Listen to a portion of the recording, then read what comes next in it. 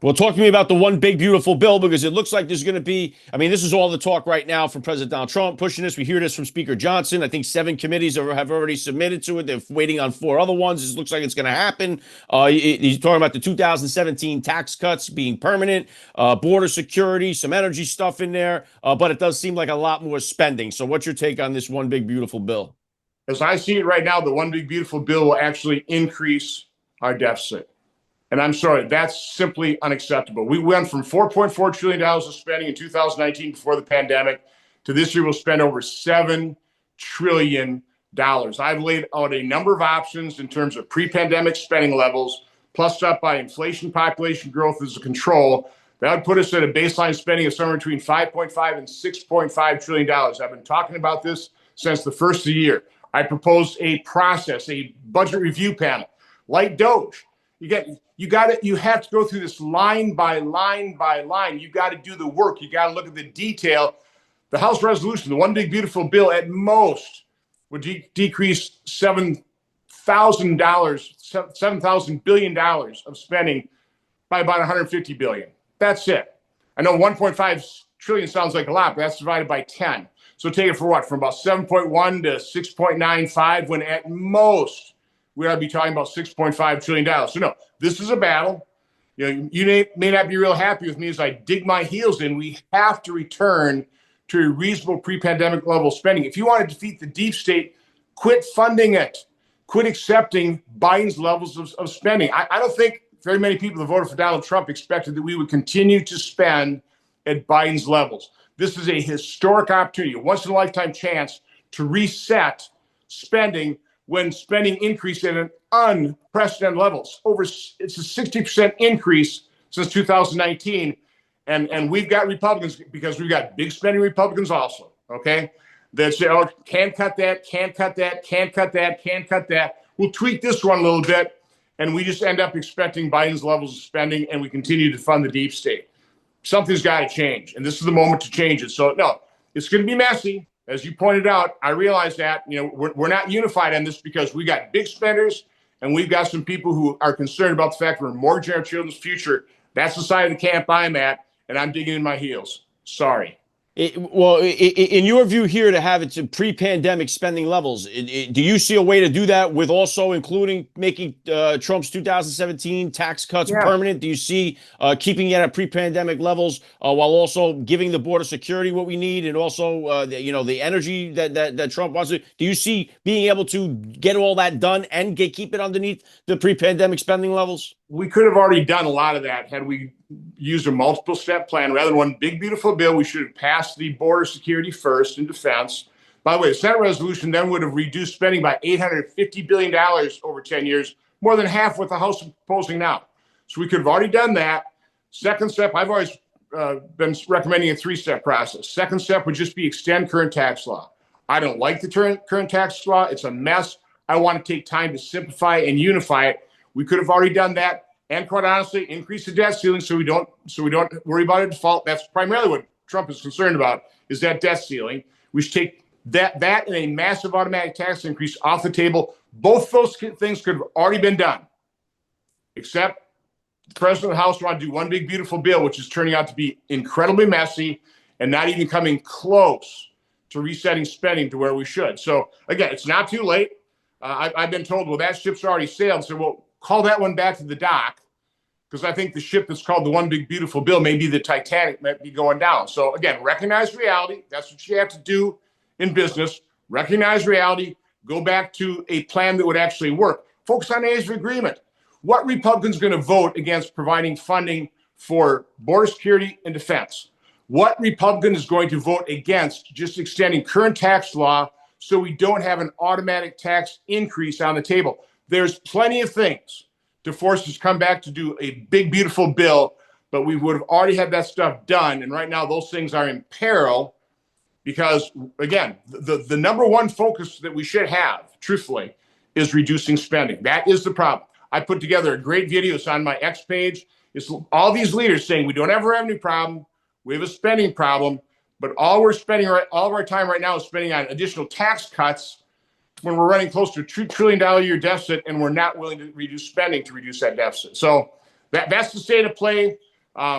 Listen, I'm not real fond of a lot of actions by my colleagues here that are big spenders.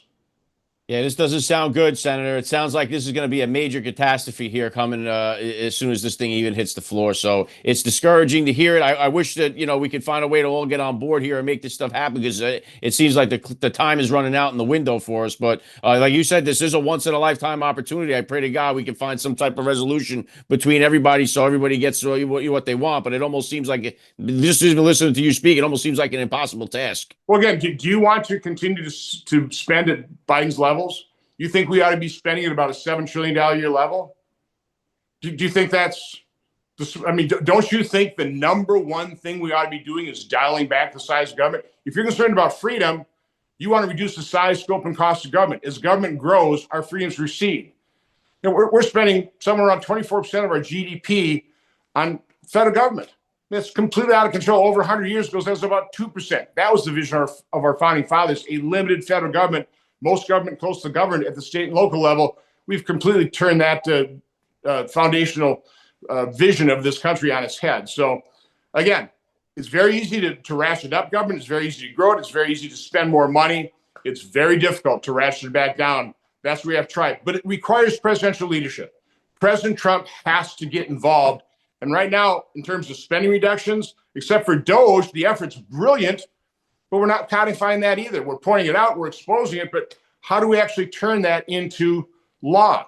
That's the rescission package. We haven't got one yet. If Elon says he's going to save $1 trillion by the end of the fiscal year, $4.5 billion a day they're exposing.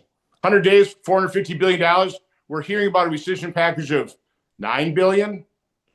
There's a disconnect there. We need presidential leadership to come and say, we need to reduce the size, scope, and cost of government, put it back, again, a reasonable pre-pandemic level. 4.4 to 6.5, that's eminently reasonable. It's eminently doable if you do it line by line. You could wipe out, I think, hundreds of billions of dollars of spending, and nobody would even notice it. The way the House is approaching it, though, start at 7, focus on a couple programs, give a CBO score, give the Democrats a big target to scream about. That's why we're not cutting anything. Well, I do like it completely in reverse. They're doing it the wrong way. Rather than look at a reasonable level that we ought to adhere to and figure out how to live within those means, we start at a grossly unreasonable level and say we can't cut anything.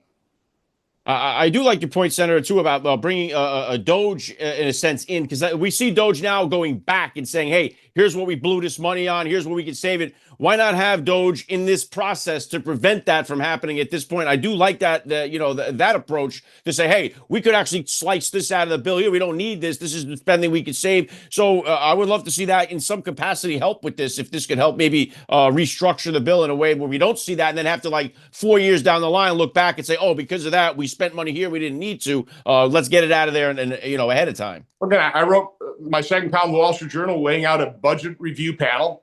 Senators, House members, members of OMB. That'd be the budget review panel. Then bring the department heads and their budget experts come through and justify every line of their budget. But that takes work. That'll take weeks. Yeah. And the House wants to rush to get this thing done before Memorial Day, so it'll be a mess. We won't cut spending. We'll cut taxes. We'll increase the deficit. And we'll get one big, beautiful bill, but it'll be one awful bill. It'll be one awful bill. That's the problem. You can call it one big, beautiful bill, but it'll be a bill that doesn't reduce spending, that cuts taxes. I guess great, but you shouldn't be cutting taxes when you're almost $2 trillion in deficit every year and $37 trillion in debt. I mean, at some point in time, you have to recognize if you want all that spending, somebody's got to pay for it. It's not a free lunch. That's why we had 40-year high inflation, massive deficit spending, printing $2 million, chasing too few goods. That's a silent tax on the American public. Again, that's a dollar you held in 1998 is only worth 51 cents today. A dollar you held in 2014 is worth 74 cents. A dollar you held before the pandemic is worth 80 cents. That's why we can't afford things. Again, that's just a reality of deficit spending and big government. And my Republican colleagues aren't acknowledging that. And again, we don't teach economics to the public, so they're out screaming about this. There's just no constituency or limited constituency for fiscal conservatism. But let me say, this is why I ran in 2010. We were mortgaging our kids' future. It's wrong. It's immoral. As you grow government, freedom recedes. This is a fight for freedom. this is our shot. I'm digging in my heels. And if we don't get it, what's the outcome? If we don't get Trump's one big beautiful bill, what happens then? What say you? Like, where do we go from there? So taxes automatically increase again. If the Senate if the House had just passed a bill to extend current tax law, I'd vote for that. Just like that. Because if we would have had the brains in 2017, this is a blunder that these provisions have already expired and the bulk of it is going to expire in 2026. What are you doing passing a tax bill that automatically expires? So the first principle of any tax reform is make it permanent. Don't have it automatically expire. So again, if we do nothing happens. We just keep trudging around the way we do. It's not going to be, I don't think it's going to be a catastrophe. Now we have to increase the debt ceiling. By the way, do you know how much you have to increase the debt ceiling just to get through the end of this year? Just for a continuing resolution? Just to get through the end of this year is going to be somewhere about $2.5 trillion. And of course, they always want to bundle this up in tax cuts so nobody notices that fact. Okay, $2.5 trillion.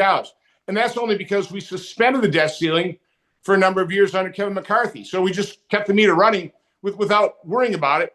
All of a sudden, that suspension ended. Now the debt ceiling is starting to kick in again. And so now we're doing extraordinary measures. We're going to have to fill those back up. Last quarter, we had a deficit of $500 billion. That used to shock people. Doesn't shock people anymore. We're just whistling by the graveyard. I'm one of the few that's not whistling by the graveyard. I'm looking at it and realizing this is going to end in catastrophe if we don't start doing something about it. This is immoral what we're doing to our children. It's utterly immoral.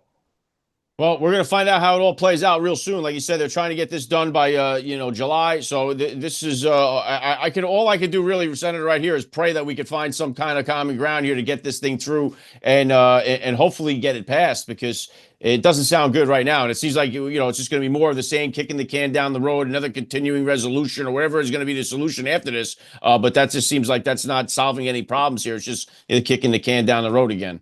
Yeah, again, the one big beautiful bill is not solving our main problem, which is spending. And again, go to my X site, watch that video, watch all of our leaders, including President Trump, says going to balance the budget. Everybody says we don't have a revenue problem, we have a spending problem, and yet we're moving toward one big beautiful bill that's completely ignoring, by and large, the spending problem.